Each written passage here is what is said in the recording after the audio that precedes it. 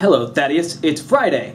And one of the reasons I moved my day to today is because it's Casual Friday. So let me just get this jacket off, loosen this tie because it's 8 o'clock, unbutton this top button, and kick back and relax. So let's do this now. As to sing the glory of the gods from the future, they are trampling out the ignorance wherever it is found. They have loosed the knowledge of 100,000 books. Their truth is marching on. Yesterday marks a tragedy of several reasons. Robert Ebert died, and he will be sorely missed. His criticism on movies was fabulous. He also did a lot of social commentary. Also on April 4th, Martin Luther King was gunned down in Tennessee. But these recent deaths, well, not so recent deaths in the case of King, bring up a point of the fact that we are slowly losing the public intellectual. Here recently, Gore Vidal has died, Alexander Cockburn's died, Howard Zinn is dead, Susan Sontag is dead, and while I wish Noam Chomsky a long and fruitful life, we can't depend on him being around that much longer. He's getting up there in age. And while they were all a bunch of generally old white men,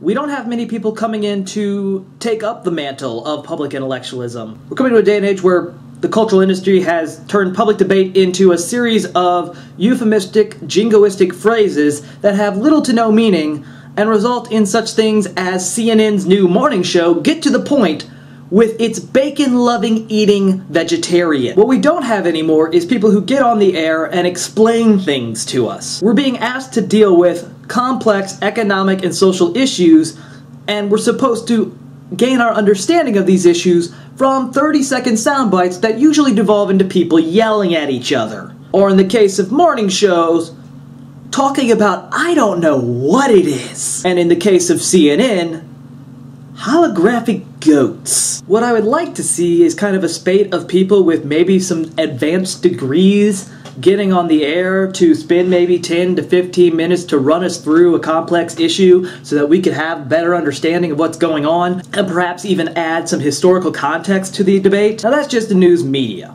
Congress, on the other hand, is a bastion of idiots. It's pretty sad when decades-old episodes of The West Wing are using the same plot points as our political issues today.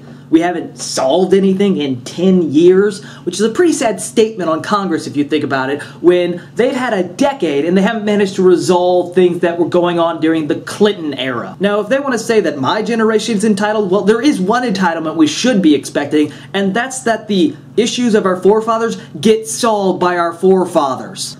They're supposed to be the ones who are defining our laws, explaining the reasons behind these laws, and at least knowing something of what's going on. But if we listen to the phrases that they utter and how they talk about things, particularly a woman's anatomy, which you would think that perhaps the GOP by now could hire somebody who is knowledgeable about human anatomy and just have like a human anatomy hotline that Republicans could call before making a statement about a woman's body and women's access to reproductive health care, so that when they say something stupid, it's at least anatomically and biologically correct. But perhaps we need a new sort of office of Congress, the Congressional Intelligence Office, the CIO, where we get a bunch of kind of PhDs and experts in a couple of the fields that they're supposed to be dealing with, maybe all the fields that they're supposed to be dealing with, and their jobs would be to take every bill that's going to be voted on before the House and produce kind of a 10, 20, 30-page document, something that you could read in probably about an hour, that would explain what the bill is supposed to be doing, all the outside issues and context that need to be considered, possible outcomes from both sides. They can be partisan and have both sides in there of what each side is trying to accomplish and why they think it will work, but something that would give us access to the legislation being passed and would allow us to make an informed decision on whether or not this legislation is good or not, or whether or not this is something we want.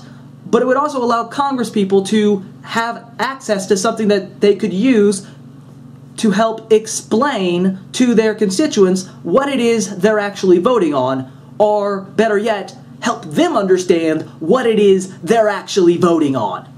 Because quite frankly, I would rather see some more PhDs in Congress. And at the very least, if we can't get the CIO to help advise Congress people on what it is they're supposed to be doing? Could we at least get a peer-reviewed, source-cited debate evidence tub? Peer-reviewed, source-cited debate evidence tub. Peer-reviewed, source-cited debate evidence tub. Hi, I'm Thaddeus, President and CEO of Thaddeus' peer-reviewed, source-cited debate evidence tub Emporium and Warehouse. Due to a torrent of political spin, we are currently overstocked with peer-reviewed, source-cited debate evidence tubs. And we're passing our sadness on to you. Thaddeus, I will see you in the future. They will see you in the future. They will see you in the future. They will see you in the future.